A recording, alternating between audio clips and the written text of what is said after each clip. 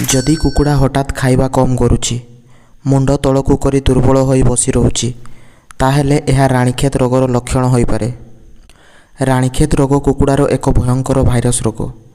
एही रोग बहुत खूब शीघ्र गोटिए कुकुड़ारू अन्य कुकुड़ा को प्रसारित हुए। आसंतु जानिबा एहार मुख्य लक्षण गुड़िक। प्रथम लक्षण, कुकुड़ा खाइबा पीवा कम करिदिए, सबुबेले चुपचाप बसी रहे। द्वितीय, श्वास नेबारे असुविधा हुए। कुकुड़ा जोर निश्वास निए, छिंके एवं मुह खोली निश्वास निए।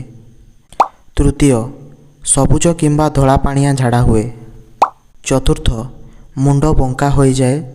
किछि कुकुड़ा घूरी घूरी चलती किंबा संतुलन हराई दे थांती। पंचम, हठात मृत्यु होई पारे। केबे केबे सकाळे सुस्थ हो जाइथिबा कुकुड़ा संध्या को मरी जाए। जदि एभली लक्षण देखा जाए, तुरंत रोगी कुकुड़ा को अलगा करंतु। पानी रे विटामिन एवं इलेक्ट्रोलाइट दियंतु। घर सफा रखंतु एवं तुरंत भेटेनारी डाक्तरंक सह परामर्श करंतु।